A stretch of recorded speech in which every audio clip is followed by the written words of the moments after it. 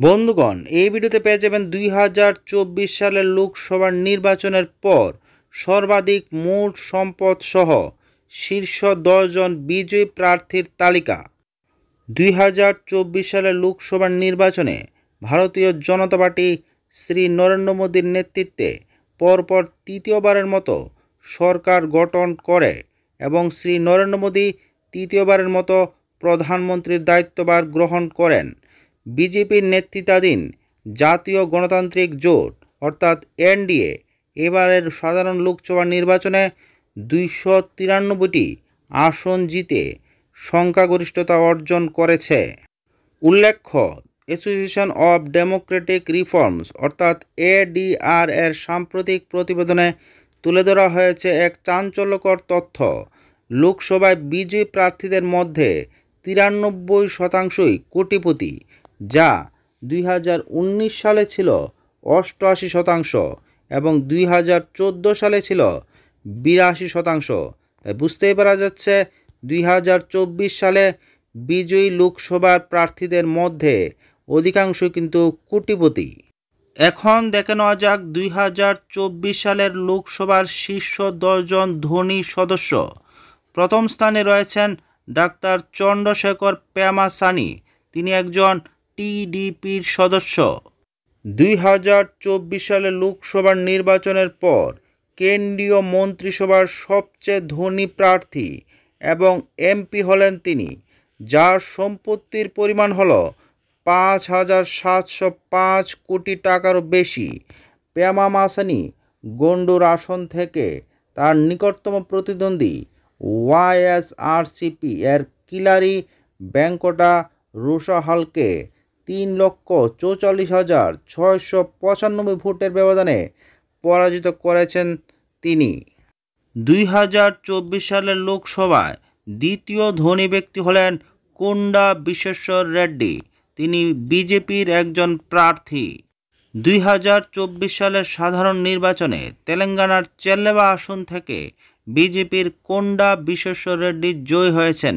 তিনি কংগ্রেসের ডাক্তার গদ্দাম রঞ্জিত রেড্ডিকে 1,72,897 ভোটের ব্যবধানে পরাজিত করেন। রেড্ডির সম্পদের পরিমাণ হল 4,568 কোটি টাকারও বেশি, যা তিনি ঘোষণা করেছেন লোকসভার বর্তমান সাংসদের মধ্যে দ্বিতীয় ধনী ব্যক্তি করে তুলেছে তাকে। বর্তমান লোকসভা ধনী সাংসদদের মধ্যে তৃতীয় স্থানে রয়েছেন নবীন জিন্দাল, তিনি হলেন বিজেপির একজন সাংসদ।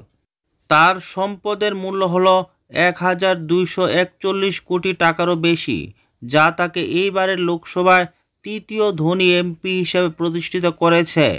বর্তমান লোকসভার চতুর্থ ধনী সাংসদের তালিকায় রয়েছেন প্রভাকর রেড্ডি বেবি রেড্ডি, উনি টিডিপির একজন সাংসদ। Prabhakar Reddy baby Reddy BPR mining infra private লিমিটেডের প্রতিষ্ঠাতা। তিনি 716 কোটি মূল্যের মোট সম্পদের ঘোষণা করেছেন। লোকসভার ধনী সাংসদদের মধ্যে পঞ্চম স্থানে রয়েছেন সিএম রমেশ, তিনিও হলেন একজন বিজেপির সাংসদ। চিন্নাকুন্তা মুন্নুস্বামী বা সিএম রমেশ ভারতের সাংসদদের উচ্চকক্ষ রাজ্যসভার সাংসদ হিসেবে দায়িত্ব পালন করেছেন এবং 497 কোটি টাকার সম্পদ ঘোষণা করেছেন। বর্তমান লোকসভা ধনী সাংসদদের মধ্যে ষষ্ঠ স্থানে রয়েছেন জ্যোতিরাদিত্য এম সিন্ধিয়া, তিনিও হলেন বিজেপির একজন সাংসদ। জ্যোতিরাদিত্য এম সিন্ধিয়া বিজেপি সমর্থিত একজন সাংসদ। জ্যোতিরাদিত্য এম সিন্ধিয়া প্রায় 424 কোটি টাকার মূল্যের সম্পদের অধিকারী, যা তাকে সবচেয়ে ধনী এমপিদের একজন করে তোলে। বর্তমান লোকসভার ধনী সাংসদদের মধ্যে সপ্তম স্থানে রয়েছেন ছত্রপতি শাহু মহারাজ, তিনি হলেন আইএনসি এর একজন সমর্থক। ছত্রপতি শাহু মহারাজ কোলাপুরের রাজ পরিবারের সদস্য। ছত্রপতি শাহু মহারাজের মোট সম্পত্তির পরিমাণ ঘোষণা করেছেন 342 কোটি টাকা। বর্তমান লোকসভার ধনী সাংসদদের মধ্যে অষ্টম স্থানে রয়েছেন শ্রী ভারত মাথুকুমিলি, তিনি একজন টিডিপি এর সমর্থক। তিনি একজন শিক্ষাবিদ এবং Gandhi institute of technology and ম্যানেজমেন্টের সভাপতি। টিডিএস এর শ্রী ভারত মাতুকা মিলি মোট সম্পদের মূল্য হল 298 কোটি টাকারও বেশি। বর্তমান লোকসভার ধনী সাংসদদের মধ্যে নবম স্থানে রয়েছেন বলিউডের জনপ্রিয় অভিনেত্রী শ্রীমতী হেমা মালিনী। তিনিও একজন বিজেপির সাংসদ। তার হলফনামায় তিনি 278 কোটি টাকারও বেশি মূল্যের সম্পদ ঘোষণা করেছেন, যা তাকে বিজেপির অন্যতম ধনী সাংসদ করেছে। বর্তমান লোকসভার ধনী সাংসদদের মধ্যে দশম স্থানে রয়েছেন ডক্টর প্রভা মল্লিকার্জুন। তিনি একজন আইএনসি এর সাংসদ।